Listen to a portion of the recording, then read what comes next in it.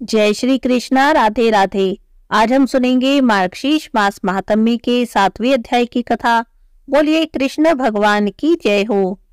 महादेव जी कहते हैं, हे देवी, राजा ने यही प्रश्न किया था कि हे विप्रवर, हे मुनि, मैं किसका भजन करूं, किसकी आराधना से शीघ्र ही मुझे गोलोक की प्राप्ति होगी। उनकी ऐसा पूछने पर उन ब्राह्मण शिरोमणि ने कहा, हे राजन, श्री कृष्ण की सेवा करोगे तो उनके लोक को तुम बहुत समय, बहुत जन्मों में प्राप्त कर सकोगे। अतः उनके प्राणों की अधिष्ठात्री देवी परात्पर स्वरूपा श्री राधा का भजन करो। वे कृपामयी है, उनके प्रसाद से साधक शीघ्र ही उनके धाम को प्राप्त कर लेता है।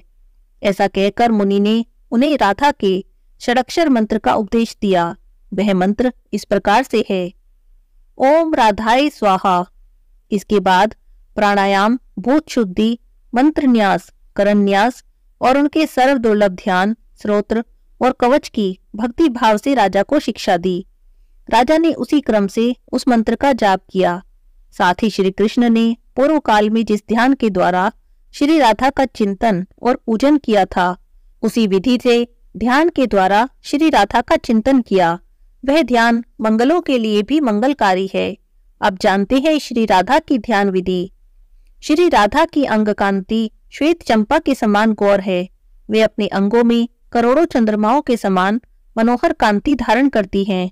उनका मुख शरद ऋतु की पूर्णिमा के चंद्रमा को लज्जित करता है। दोनों नेत्र शरद काल के प्रफुल्ल कमलों की शोभा को छीन लेते हैं।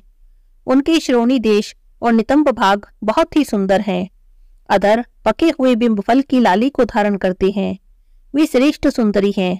मुक्ता की पंक्तियों को तिरस्कृत करने वाली दंत पंक्ति उनके मुख की मनोहरता को बढ़ाती है। उनके वदन पर मंद मुस्कान जनित प्रसन्नता खेलती रहती है। वे भक्तों पर अनुग्रह करने के लिए सदा ही व्याकुल रहती हैं। अग्नि शुद्ध चिन्मय वस्त्र उनके श्री अंगों को आच्छादित करते हैं। वे रत्न के हार से विभूषित हैं और रत्नमय केयूर और कंगन को धारण करती है। रत्नों के बने हुए मंजीर उनके पैरों की शोभा को बढ़ाते हैं। रत्न निर्मित विचित्र कुंडल उनके दोनों कानों की श्री वृद्धि करते हैं। सूर्य प्रभा की प्रतिमा रूप कपोल युग्म से वे सुशोभित होती रहती हैं। अमूल्य रत्नों के बने हुए कंठाहार उनके गले को विभूषित करते हैं। उत्तम रत्नों के सार तत्वों से निर्मित किरीट मुकुट उनकी उज्ज्वलता को जागृत करते हैं। रत्नों की अंगूठी उनकी शोभा को बढ़ाती है। वे मालती के पुष्पों और हारों से अलंकृत केशपाश को धारण करती हैं। वे रूप की अधिष्ठात्री देवी हैं और गजराज की भांति मंद गति से चलती हैं, जो उन्हें अत्यंत प्यारी है। ऐसी गोप किशोरियां श्वेत चंवर लेकर उनकी सेवा करती हैं। कस्तूरी की बेंदी, चंदन के बिंदु और सिंदूर की टीकी से उनकी मनोहर सीमंत का निम्र भाग अत्यंत उद्दीप्त दिखाई देता है। रास में रासेश्वर के सहित विराजित श्री रासेश्वरी श्री राधा का मैं भजन करती हूँ। इस प्रकार ध्यान करके मस्तक पर पुष्प अर्पित करके पुनः जगदम्बा श्री राधा का चिंतन करें और फिर फूल चढ़ाएं। पुनः ध्यान के बाद 16 उपचार अर्पित करें। आसन, वसन, पाद्य, अर्घ्य, गंध, अनुलेपन, धूप, दीप, सुंदर पुष्प, स्नानीय, रत्नभूषण, विविध नैवेद्य, सुवासित तांबूल, जल, मधुपर्क और रत्नमयी शैया, ये 16 उपचार हैं। राजा ने इनमें से प्रत्येक को वेद मंत्र के उच्चारण पूर्वक भक्ति भाव से अर्पित किया। हे शिवे, इन उपचारों के समर्पण के लिए जो मंत्र हैं, अब उन्हें भी सुनिए। श्री राधिका देवी को आसन समर्पित करते हुए कहें कि हे राधिके, पूजा के इस शुभ अवसर पर विश्वकर्मा के द्वारा रचित रमणीय श्रेष्ठ सिंहासन जो रत्नों का बना है, आप इसे ग्रहण करें। वस्त्र समर्पित करते हुए कहें कि हे देवी, बहुमूल्य रत्नों से जड़ित सूक्ष्म वस्त्र जिनका मूल्य नहीं आंका जा सकता, आपकी सेवा में प्रस्तुत करती हूँ। यह अग्नि से शुद्ध किया गया है, चिन्मय और स्वभावतः निर्मल है, आप इसे स्वीकार करें। पाद्य समर्पित करते हुए कहें कि हे राधे, उत्तम रत्नसार के द्वारा निर्मित पात्र में संपूर्ण तीर्थों का शुभ जल तुम्हारी सेवा में अर्पित किया गया है। तुम्हारे दोनों चरणों को पखारने के लिए यह पाद्य जल है, आप इसे ग्रहण करें। इसके बाद अर्घ्य देते हुए कहें कि हे राधे, दक्षिणावर्त शंख में रखा हुआ दूर्वा, पुष्प, चंदन और तीर्थ जल से युक्त यह पवित्र अर्घ्य प्रस्तुत है, आप इसे स्वीकार करें। इसके बाद 5वें स्थान पर गंध समर्पित करें और प्रार्थना करें कि हे राधे, पार्थिव द्रव्यों से संभूत अत्यंत सुगंधित, मंगलोपयोगी और पवित्र गंध आप मुझसे ग्रहण करें। फिर चंदन समर्पित करें और प्रार्थना करें कि हे देवेश्वरी, कस्तूरी, कुमकुम और सुगंध से युक्त यह सुगंधित चरण चूर्ण अनुलेपन के रूप में आपके सामने प्रस्तुत है, आप इसे स्वीकार करें।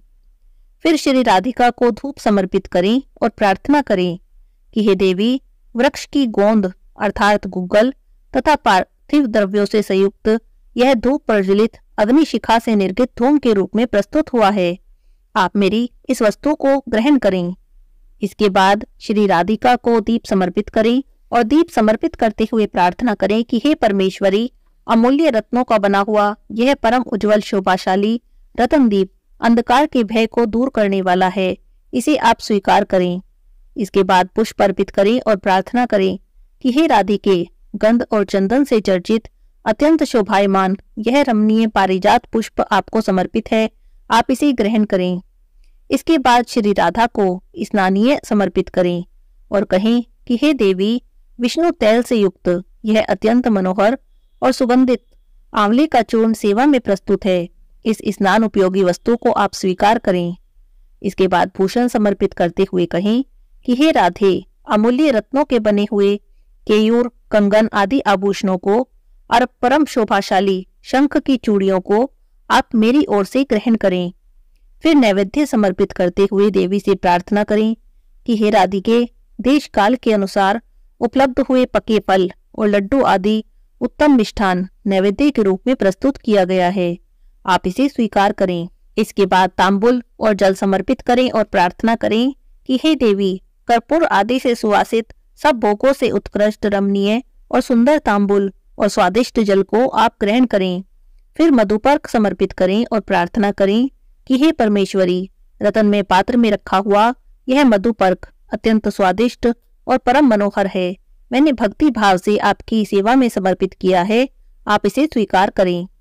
फिर शैया समर्पित करते हुए प्रार्थना करें कि हे देवी, श्रेष्ठ रत्नों के सारभाग से निर्मित अग्नि शुद्ध निर्मल वस्त्र से आच्छादित और पुष्प और चंदन से चर्चित यह शैया प्रस्तुत है, आप इसे ग्रहण करें। इस प्रकार देवी श्री राधा का सम्यक पूजन करके उनके लिए 3 बार पुष्पांजलि दें और देवी की 8 नायिकाओं का, जो उनकी प्रिया परिचारिकाएं हैं, यत्न पूर्वक भक्ति भाव से पंचोचार पूजन करें। हे प्रिय, उनके पूजन का कर्म पूर्व आदि भाग से आरंभ करके दक्षिणावर्त बताया गया है। पूर्व दिशा में मालवती, अग्नि कोण में माधवी, दक्षिण में रतनमाला, नैऋत्य कोण में सुशीला, पश्चिम में शशिकला, वायव्य कोण में पारिजाता, उत्तर में पद्मावती और ईशान कोण में सुंदरी की पूजा करें। व्रती पुरुष व्रत काल में जूही, मालती और कमल की माला चढ़ावें। उसके बाद सामवेदोक्त रीति से परिहार नाम की स्तुति करें। स्तुति करते हुए कहें कि हे श्री राधे, तुम देवी हो, जगत जननी सनातनी विष्णु माया हो, श्री कृष्ण के प्राणों की अधिष्ठात्री देवी हो और उन्हें प्राणों से भी अधिक प्यारी हो, शुभ स्वरूपा हो, कृष्ण प्रेममय शक्ति और कृष्ण सौभाग्य स्वरूपनी हो। श्री कृष्ण की भक्ति प्रदान करने वाली हे मंगलमयी राधे, तुम्हें नमस्कार है। आज मेरा जन्म सफल है, आज मेरा जीवन सार्थक हुआ, क्योंकि श्री कृष्ण ने जिनकी पूजा की है वही देवी आज मेरे से द्वारा पूजित हुई। श्री कृष्ण के वक्षस्थल में जो सर्व सौभाग्यशालिनी श्री राधा हैं, वे ही रास मंडल में रासेश्वरी, वृंदावन में वृंदा, गोलोक में कृष्ण प्रिया और तुलसी कानन में तुलसी, कृष्ण संग में चंपावती, वैकुंठ में श्री महालक्ष्मी, नारायण के हृदय में वाणी और क्षीर सागर में सिंधु कन्या, मृत्युलोक में हरि प्रिया लक्ष्मी और संपूर्ण स्वर्ग में देव दुख विनाशिनी स्वर्ग लक्ष्मी और शंकर जी के वक्षस्थल पर सनातनी विष्णु माया दुर्गा है, वही अपना कला द्वारा वेद माता सावित्री होकर ब्रह्म वक्ष में विलास करती हैं। हे देवी, हे राधे, तुम अपनी कला से धर्म की पत्नी और मुनि नर नारायण की जननी हो। तुम ही अपनी कला द्वारा तुलसी और भुवन पाविनी गंगा हो। गोपियां तुम्हारे रोम कूपों से प्रकट हुई हैं। रोहिणी और रति तुम्हारी कला की अंश स्वरूपा हैं। शत्रुपा, शची और दिति तुम्हारी कला की कलांश रूपिणी हैं। देव माता हरिप्रिया अदिति तुम्हारी कलांश रूपा है। हे शुभे, देवांगनाएं और मुनि पत्नियां तुम्हारी कला की कला से प्रकट हुई हैं। हे कृष्ण पूजिते, तुम मुझे श्री कृष्ण की भक्ति और श्री कृष्ण का दासी प्रदान करो। इस प्रकार परिहार और स्तुति करके कवच का पाठ करें। यह प्राचीन शुभ स्तोत्र श्री हरि की भक्ति और दासी प्रदान करने वाला है। इस प्रकार जो प्रतिदिन श्री राधा की पूजा करता है वह साक्षात विष्णु के समान होता है, जीवन मुक्त और पवित्र होता है। उसे निश्चय ही गोलोक धाम की प्राप्ति होती है। हे देवी, जो प्रतिवर्ष कार्तिक की पूर्णिमा को इसी क्रम से श्री राधा की पूजन करते हैं वह राजसूय यज्ञ के फल के भागी होते हैं। इस लोक में उत्तम ऐश्वर्य से संपन्न और पुण्यवान होते हैं और अंत में सब पापों से मुक्त होकर श्री कृष्ण के धाम को जाते हैं। हे देवी पार्वती, आदिकाल में पहले श्री कृष्ण ने इसी क्रम से वृंदावन के रासमंडल में श्री राधा की स्तुति और पूजा की थी। दूसरी बार तुम्हारे वर से वेद माता सावित्री को पाकर सृष्टिकर्ता ब्रह्मा जी ने इसी क्रम से श्री राधा का पूजन किया था। नारायण ने भी श्री राधा की आराधना करके महालक्ष्मी, सरस्वती, गंगा और भुवन पायनी पराशक्ति तुलसी को प्राप्त किया था। क्षीर सागर साई श्री विष्णु ने श्री राधा की आराधना करके सिंधु सुता को प्राप्त किया था। पहले दक्ष कन्या की मृत्यु हो जाने पर मैंने भी श्री कृष्ण की आज्ञा से पुष्कर तीर्थ में श्री राधा की पूजा की थी और उसी के प्रभाव से मैंने तुम्हें प्राप्त किया था।